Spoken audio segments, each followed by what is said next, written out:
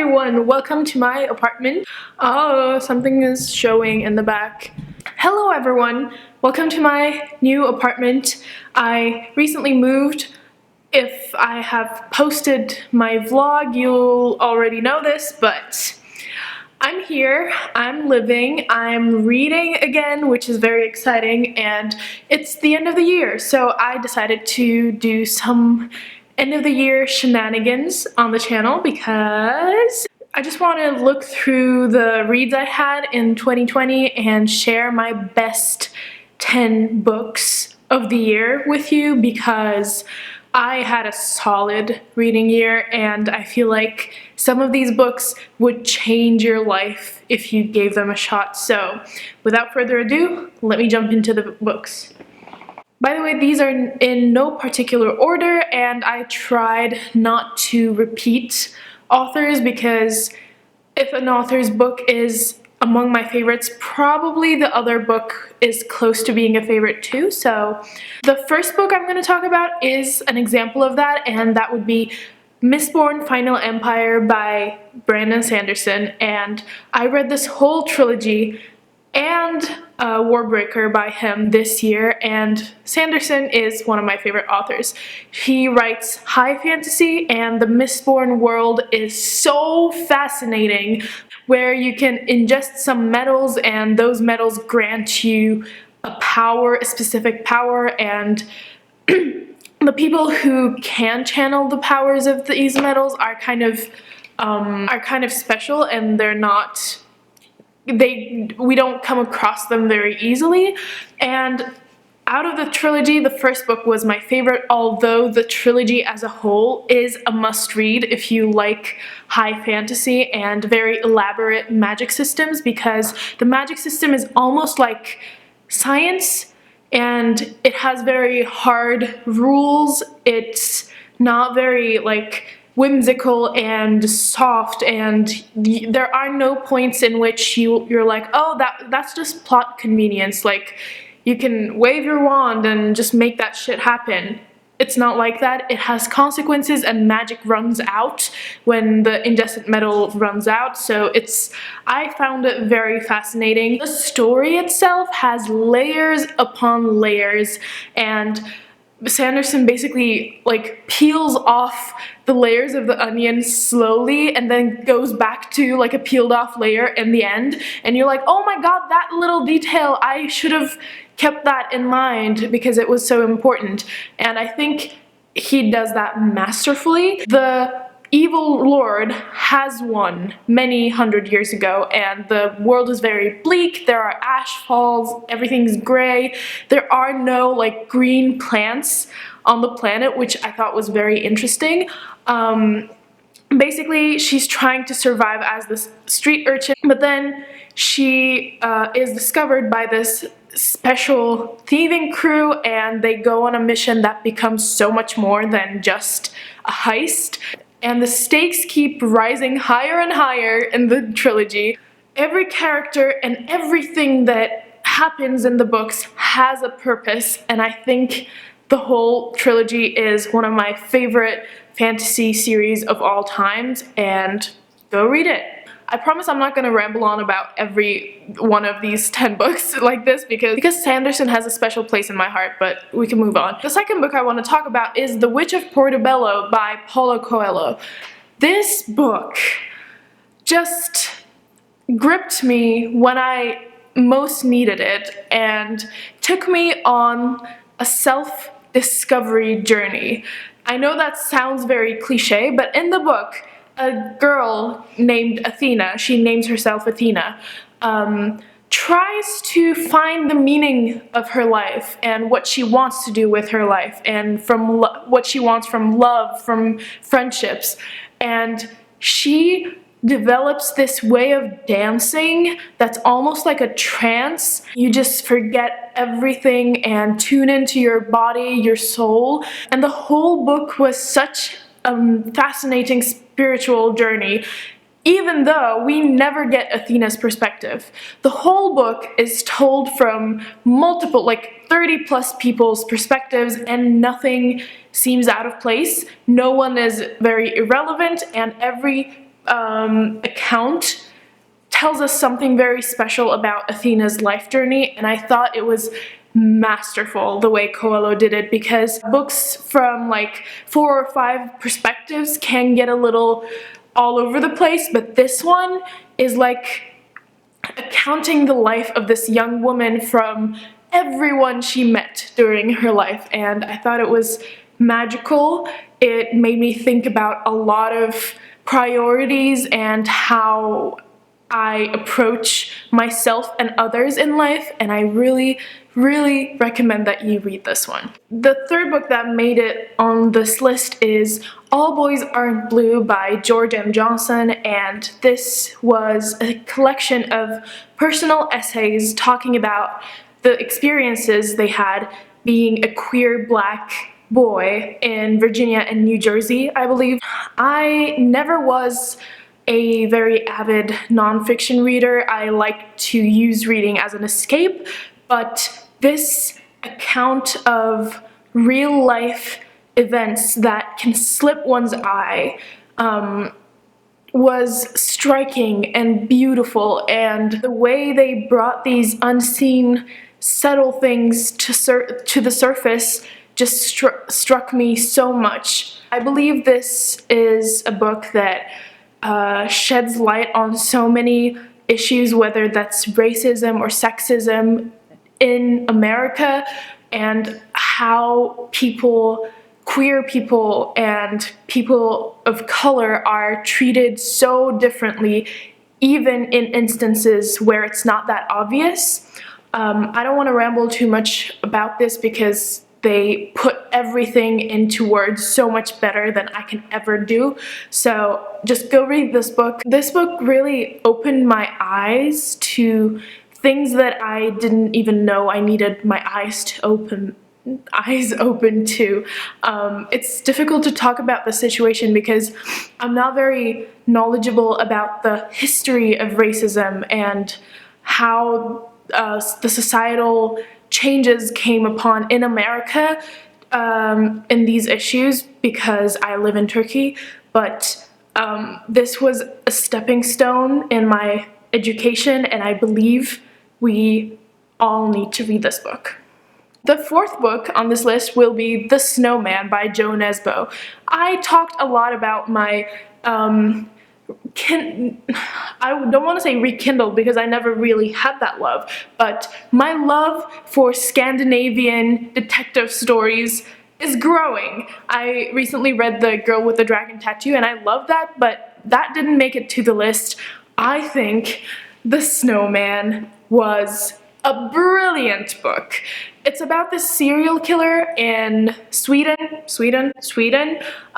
who leaves behind snowmen after they each kill. And this detective has a history with this serial killer, and he's trying to solve who the hell this serial killer is. And they have a time crunch because the serial killer doesn't kill when it's not snowing, and it's like, there are so many layers again to the story and the mysteries themselves, but that suspense is also brought to you with very multifaceted characters, and I've found that sometimes in detective stories, if the detective is just a tool to unravel the mystery, I get bored because I like to have that depth of character. I'm a character-driven person, a reader, so I wanted that depth and complexity in my characters, and Nesbo delivered. Oh my shits.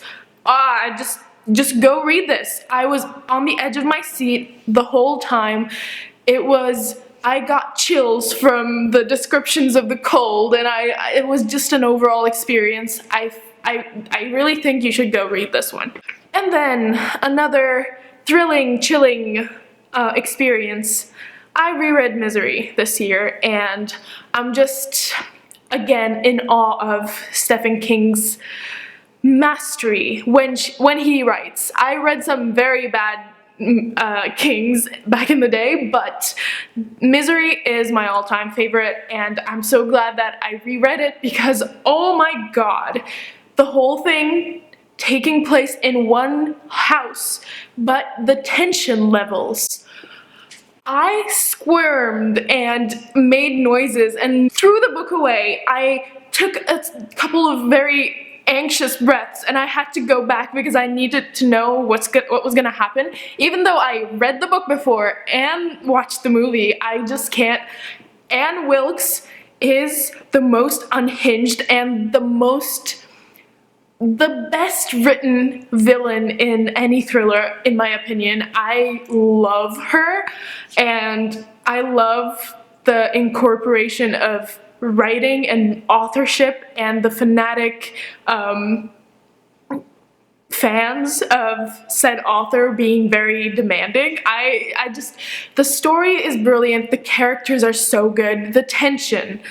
You can't even cut it with a knife. Like, it's there, it's thick, it's a full metal rod. It's not a little thread you can cut into. I could not breathe properly after I read like the last, I don't know, 40, 50 pages. I like that experience from King. Not some experiences like The Cell, but when King does it right, he fucking delivers, and just goes to show why he's one of my favorite authors when he's doing his best. But on a more bubbly note, I read a lot of romances this year, and the first one that made it to my list is The Hating Game by Sally Thorne. This publishing house romance. First of all, I'm not interested in working in an office or reading or watching things about the shenanigans that go on in an office. I feel like the office space is not my domain. I'm not gonna say never, but I really don't want to be working in one. But this book kind of made me want to be in an office and be in like a little tensiony mood with one of my coworkers. Jesus Christ. I can't remember the names of the characters. The guy is Joshua. That's all that matters. And the girl has this hating game that she plays with Joshua. They like push each other's buttons and really rub each other the wrong way, and they're kind of competing for this promotion, but also there's so much chemistry and there are some very steamy scenes, and then they're like, what the hell are we doing? And I just loved every second of it. It was such a fun read. Get a Life Chloe Brown could have made it to this list, but I feel like The Hating Game stuck with me more, so I'm just gonna put that out there. Get a Life Chloe Brown is quite good as well in my books, but The Hating Game, cross my heart, hope to die. I'm gonna reread that book every fucking year. I don't even care. The seventh entry I have here is a little surprising that I thought of as a favorite of this year, and that's White Nights by Dostoyevsky. This is such a thin book. It's like, I don't know, 70 pages, as opposed to Dostoyevsky's other works, which are like over 500 pages. But this was a little tragic love story between a man and this girl he meets at night in St. Petersburg, and they develop this friendship, this camaraderie, and the guy falls for her, but she's also waiting for someone else, and the guy has so many very innocent dreams about the way this relationship can go, but the reality is so much simply harsher, and nothing is as cookie cutter or as perfect as it seems. And I feel like the melancholy of this, I just butchered that pronunciation, but this story is so reflective of real life, because we fantasize and we see things in ways that we wish they would go, but they're never quite that way. I can't really explain it that much, but this book had a touch of whimsy, a lot of melancholy, and just a little taste of what Dostoyevsky can deliver on human emotion and psyche, and how we cling to some things even though we shouldn't be. I thought this was a delightful read. If you want to get into Dostoyevsky, I feel like this is a good starting place. Yeah, The White Knights. Ooh, okay, I had to have a Gaiman on this list because he is on top of the list of authors I want to read more of in this year. And I read The Ocean at the End of the Lane by Neil Gaiman. This is like I don't want to call it fantasy, but it is fantasy.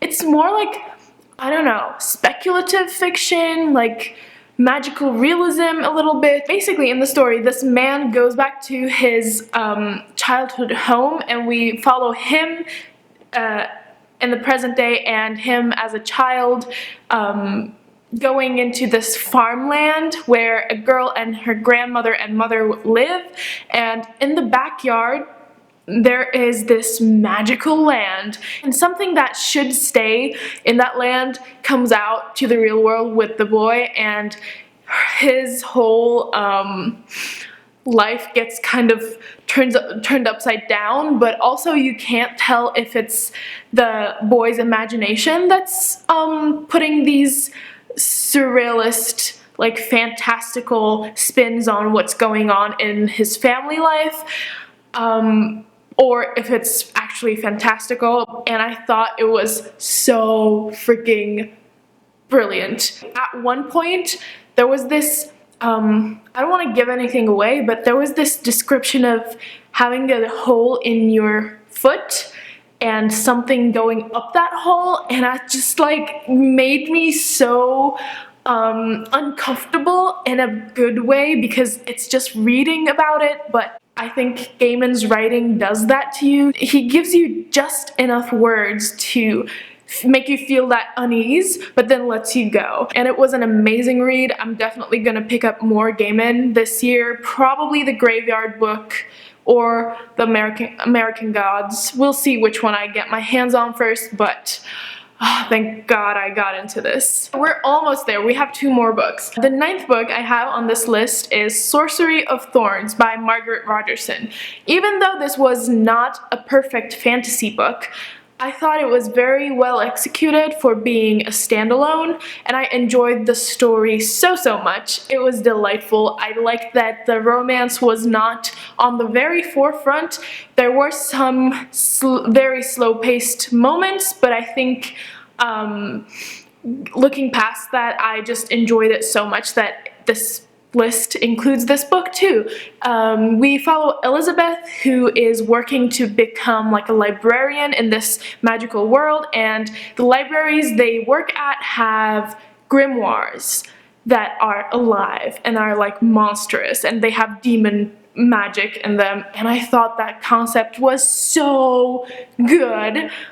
And I thought it was executed so well too. So she's working to become one of these library keepers, but one night one of the grimoires escape, and she's kind of implicated for that, and she finds herself having to work with a sorcerer who she fears because they use demon magic and they're dark and broody and shit, but there are some hidden truths to the sorcery world, and the dynamic between, I forget his name, but the sorcerer and Elizabeth is very pleasant to read about. I want more from this world.